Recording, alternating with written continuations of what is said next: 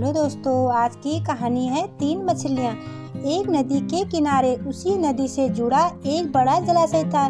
जलाशय में पानी गहरा होता है, इसलिए उसमें काई तथा मछलियों का प्रिय भोजन जलीय सूक्ष्म पौधे उगते हैं। ऐसे स्थान में मछलियों को बहुत रास आते हैं। उस जलाशय में भी नदी से बहुत सी मछलियाँ आकर रहती थी।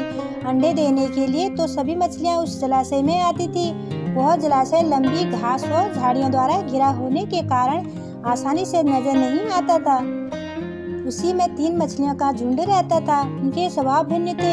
अन्ना संकट आने के लक्षण मिलते ही संकट टालने का उपाय करने में विश्वास रखती थी, पर तुम कहती थी कि संकट आने पर उससे बचने का यत्न करो। जिद्दी का सोचना तो कि संकट को टालने या उससे बचने के बाद बेकार है। जो किस्मत में लिखा है वो होकर रहेगा। एक दिन शाम को मछुआरे नदी की मछलियाँ पकड़कर घर जा रहे थे।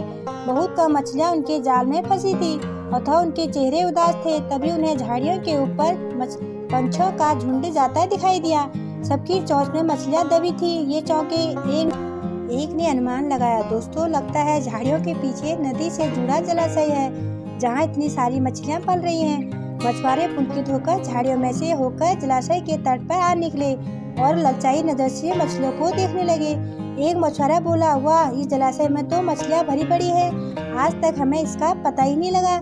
यहाँ हमें ढेर सारी मछलियाँ मिलेंगी। दूसरा बोला। तीसरे ने कहा, आज तो शाम गिरने वाली है, कल सुबह ही आकर यहाँ हम जाल डालेंगे। इस प्रकार मछुआरे दूसरे दिन का कार्यक्रम तय करने चले गए। तीनों मछलियों ने मछुआरे की बात सुन ली। अन्ना मछली ने कहा, साथियों, तुमने मछुआरे की बात सुनी। अब हमारा यहाँ रहना खतरे से खाली नहीं है। खतरे की सूचना हमें मिल गई। समय रहते अपनी जान बचाने का उपाय करना चाहिए। मैं तो अभी भी इस जलाशय को छोड़कर नहर के रास्ते नदी में जा रही हूँ। इसके बाद मछुआरे सुबह आए, जाल फेंके मेरी बला से। मैं तो चली बहुत दूर। फिर तुम मछली बोली, तुम्हें जाना है तो जाओ, मैं तो नहीं आ रही हूँ। अभी खतरा आया कहाँ है। इतना घबराने की जरूरत नहीं है। संकट आए या ना आए, मछुआरा का यहाँ आना कार्यक्रम रद्द भी तो हो सकता है। रात को उनके जाल चूहे कुतर जाए, हो सकता है उनकी बस्ती में आग लग जाए और भूचाल आकर उनका गांव नष्ट भी तो हो सकता है। उनका आना निश्चित नहीं है। अब वह आएंगे तब ही सोचेंगे, हो सकता है उनके जाल में मैं ना फंसूं। यद्दी ने अपनी बात बताते हुए कहा, भागने से कुछ नहीं होने का। मछुआरा का आना तो वहाँ आएंगे, हमें जाल में फंसना है तो फंसेंगे। किस्मत में मरना लिखा है तो क्या हो सकता है। इस प्रकार अन्ना ने उसी समय वहाँ से चली गई। पिट्टिम और यद्दी जलाशय में ही रही। भोर हुई तो मछुआरे अपने जाल को लेकर आए और लगे जलाशय में जाल फेंकने और मछलियाँ पकड़ने। पिट्टिम ने संकट को आए देखा तो लगी जान बचाने का उपाय सोचने। उसका दिमाग तेजी से काम करने लगा। आसपास छिपने के लिए कोई खोखली जगह भी नहीं थी। तभी उसे याद आया कि जलाशय में काफी दिनों से एक मरे हुए बिलाव की लाश तैरती रही है, उसके बचाव के काम आ सकती है। जल्दी उसने लाश मिल गई। लाश सड़ने लगी थी। पिट्टिम लाश के पेट में घुस गई और सड़ती लाश को सड़ाम अपने ऊपर लपेटकर बाहर निकली। कुछ ही देर में मछुआरे के जाल में पिट्टिम फंस गई। मछुआरे ने अपना जाल खींचा और मछुआरे को किनारे पर जाल में उलट दिया।